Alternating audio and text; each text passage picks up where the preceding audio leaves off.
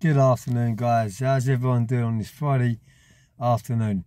It's gone from like miserable to being nice and bright in Littlehampton where I'm at the minute, and the sun's out. It's a bit crazy really, but we can't moan for October, can we, guys? Anyway, before I go on, I must welcome you to my channel, guys, Joey Barnett TV. Everyone's welcome on my channel, and you know, the more awareness, the more times we share this stuff, what I'm talking about, the better it is for everyone. And the reason why I like spreading these stories about prison is for awareness, because you know, a lot of people, especially the younger generation, I'm not having a pop at them, but a lot of the younger generation actually think that it's glamorous going to prison. Look, it makes you some type of a hard man. It makes you like, it gets you one step further up that pecking order, up that ladder. But I'll tell you something now, those that go to prison are the biggest fools on the earth. One, for getting caught, and two, for those that keep going back to jail. So I'm including myself there. I make myself a fool too. And the reason why I make myself that is because I wasted literally 3 decades of going to jail. And I knew all the way along it was complete and utter waste of time. And 9 times out of 10, I wasn't going there down to not having things. So a lot of people go to jail down to thieving. I did go to jail down to thieving, obviously, but I always had that family network support around me. I always had, you know, someone I could rely on in my family. I always had someone I could like tap for a few quid. So I've always had that support around me, guys. And my heart goes out to those that ain't got that support. My heart goes out to the ones that are on their own. And, you know, nowadays you got things called like mobile phones and all these new Apple iPads and computers, laptops. So you're never alone. You can always reach out, whereas years and years ago you couldn't do that. So those that are on their own, don't ever think like you're on your own, because you know you can always drop me a private message, and there's plenty of other people you can talk to too. Anyway, we're 2.5 minutes in, and what I'm going to be talking about to you this afternoon, guys, is it's about prison. Reason why I'm touching on these subjects about prison this afternoon is, one, because I know it gets the views. 2, because I know that this is what people want to hear. People want to hear the nitty-gritty, hard-hitting stories. That's what people enjoy hearing, you know, rather than someone going to work, what they're doing, going up the shop, doing a bit of shopping, coming home, putting your feet up, watching a bit of custard and jelly. People don't hear that crap. They want to hear about prison. And yeah, I don't spread my prison stories or tell my prison stories down to being glamorous or down to thinking that you know, I'm a hard man or anything like that, because it doesn't make you a hard man by going to jail. Let me tell you that now, guys. It makes you an idiot for getting caught, for one, an idiot for 2, for putting your freedom and your liberty at risk. You know, it's only now I've only come out of these words, and I've only changed my mindset later on in life. When I was in, you know, when I was growing up, I didn't have this mindset. So I'm a prime example that we can change our mindsets. We haven't just got a one-track mind, what they say, you know, a leopard can't change its spots. What a load of bullshit that is. You know, I've completely changed my spots. I've reformed myself. I've got myself off of Class A drugs. I was in addiction for 2.5 decades, on crack, on heroin, on every type of drug you could think of. But the ones what caused me the most problems was the heroin, and then methadone, and then Subutex. And yeah, I beat that. So, you know, if I can beat it, then I'll tell you something now, you can. You just got to want to do it bad enough. And, you know, you've got to set yourself targets, set yourself goals. Take one day at a time. Anyway, guys, what I'm going to be talking about over the next 5 minutes or so is about prisons. And I'm going to be comparing a few different BCAP prisons, what I've been to. So this is personal experience, not knowledge what I've read off a computer, read out of a book like Parkhurst Tales.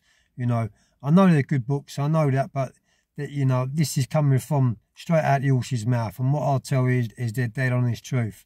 Now, Parkhurst, back in the day, I was in Parkhurst in the early 90s when it was a proper good jail. When I mean good jail, I mean a jail where when you landed in, you knew you would know someone in there. There were some chaps in there. Anyone what was in this system, what was in the system for anything naughty, like armed robberies or anything, you know,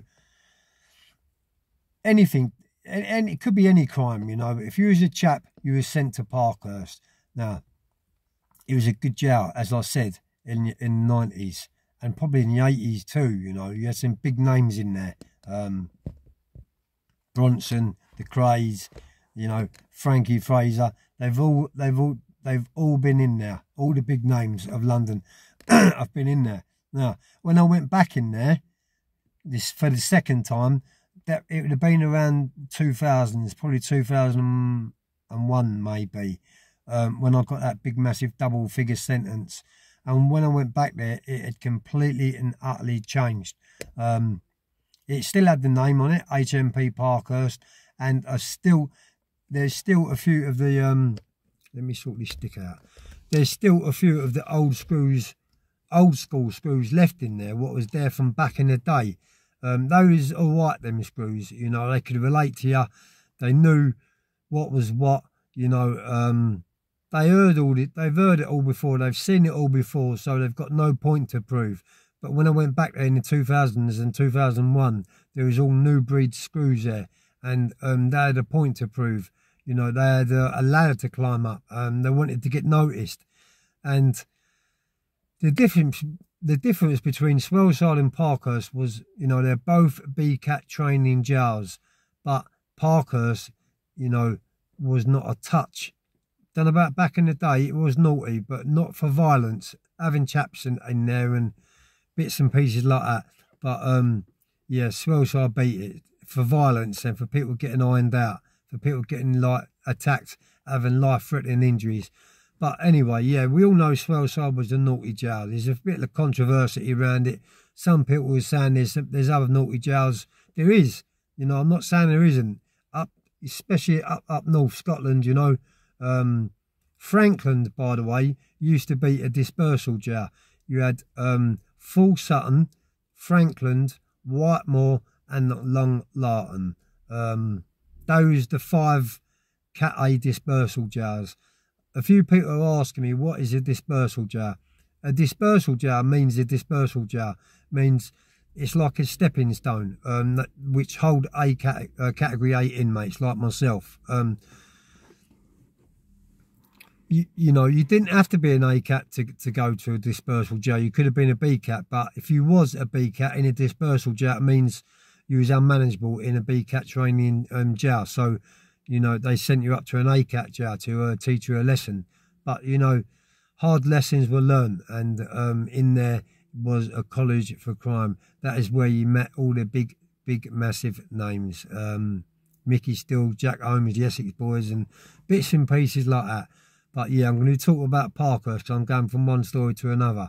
Because I've got so much knowledge on these jails, that's why I can talk all day about them. But Parkhurst now, when I went back there, it had utterly changed. As I said, all the new breed screws. Someone said I had big hands the other day, and I'll tell you what, I probably have, look.